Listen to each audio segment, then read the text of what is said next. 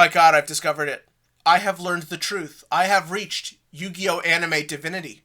I have realized what Yugioh Sevens is actually about. You see, there's been a bit of debate as to what this show is actually about. Many are under the belief that the message of this show is to just live your own life, make your own rules, make friends along the way, but ultimately to make your own decisions.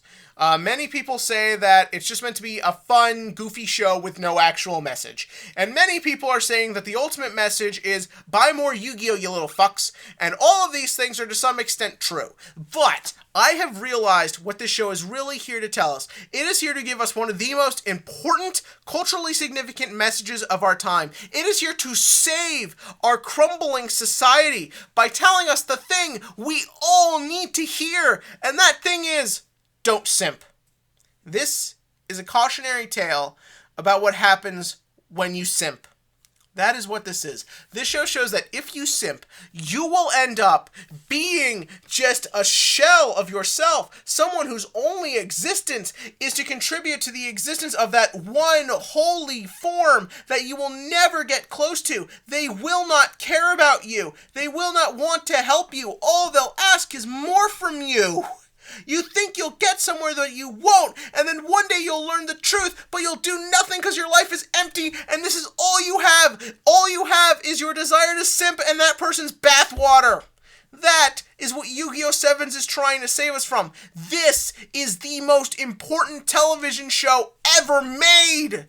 You need proof of that?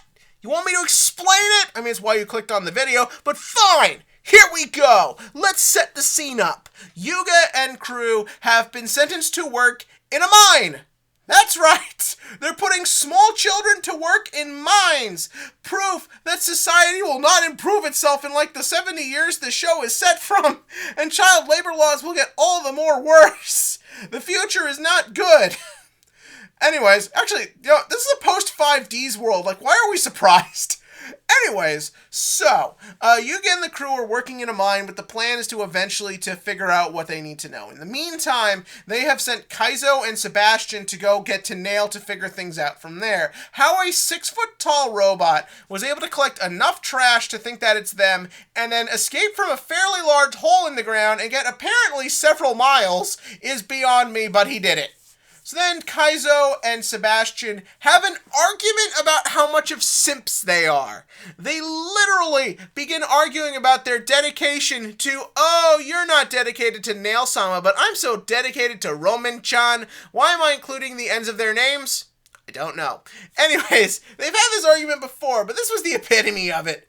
So then, they decide to race, but then it starts raining, and we get a really clever use of a pretty common plot contrivance. So it's raining, so they've got to go hide in a cave while the rain's going on. But instead of just a generic, there's a cave, let's just try and get along for 5 minutes, they do something very different, and they do this really weird, funny joke of they both have this weird moment of clarity where they can apparently communicate telepathically in 0.05 seconds to tell each other, let's go in the cave. Like, again, it's a very simple, obvious thing to do, but by just doing it a little bit different than how you usually see it, well, it's a very good, effective way to just make it feel fresh and new.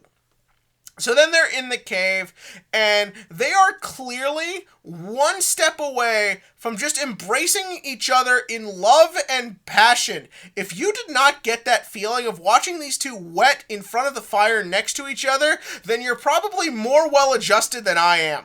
So before they have this chance to free themselves from their simpness and find solace within each other, they are interrupted by the return of the UFO girl, who is not the UFO girl now, but a living drill sent by Asuna to fight them. I did not talk about this character because I didn't cover that episode, but this design, that voice, that backstory is pure insanity. How can you not love it? So then, she takes on Sebastian in a duel, because what else would you do in a Yu-Gi-Oh anime? And the big thing here is that Sebastian claims, and if you told me this was where this episode was going, I would not have fucking believed you. But no, Sebastian is like, I'm a massage chair. You're a pointy thing. That means you represent acupressure. So therefore, we are eternal rivals. And they must fight. And they duel. And it's a fairly generic duel with a lot of the kind of lines you expect. But what really wins this duel over is, A, the voice of the drone girl is really funny, especially considering how she looks. But the other big thing is Sebastian's face. One thing Yugioh Sevens is very good at is that it obviously still deals with a lot of the budgetary limitations that shows like it are stuck with, but it always makes sure to make things work with what they've got. His face the whole time is so like in it and over the top. Like, how do you not laugh at it? It's a great fun little duel with real fun little humor. And when it's over, Sebastian dies, but it's okay, because Kaizo went to go save the day, which, that is such a common cliche to do. I'll hold her off, you go, I'll distract. But, because the show is so zany and, like, laid back and silly, you actually believe that all there is to it is he's just dueling for this weird rivalry. So it makes a pretty normal thing to do feel fresh. Then we get not a normal thing to do, because Sebastian fucking dies! Yeah, somehow, in a duel with just holograms, he was pushed far enough to the back of not a very big cave, where he was destroyed. He dies, all in service of simping and saving Nail-sama and fulfilling his last wishes. He went to the grave with no self-esteem. Yeah, I don't know how he is dead. Like, how is a futuristic robot gonna get hurt that hard by hitting a wall? And it's a weird death, too, because I don't really know how the show wants me to feel about it. Because it's played up as sort of like the standard drama, but the show doesn't use standard drama, so it doesn't really fit quite right. But then that shot in the next episode of Kaizo just remembering the look of his dead body is actually kind of effective. I don't really know what to expect. I don't know if maybe just Nail will just reveal he's got a backup Sebastian, or maybe it might just be that he really is dead and they're saving the emotional reaction for Nail dealing with losing his only friend. I don't really know what they're trying to accomplish here yet, but I am curious to see where it goes. But then Kaizo gets to Nail and lets him know the situation, where we then have the next episode where it is revealed that a giant caterpillar is heading to Yuga's lab, piloted by a weird masked dude and his two servants. And why are they doing this? All in the name of Asuna. Also, they can simp. That is what is going on here.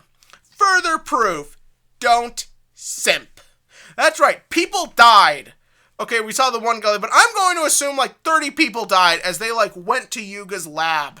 So then they go in and they're going to run over Yuga's lab, but it turns out that the school newspaper kids saw them and are trying to stop them and stand in the way. I actually kind of fucking love this. You don't expect to see them again, so seeing them come in and just be like, no, we're not going to let you hurt our friend. We're going to stand up for what's right. It's really cute and it's really kind of awesome. They were willing to die to protect Yuga and crew. It's such a fun character moment, and it's for characters who don't matter at all, but it suddenly makes you remember them.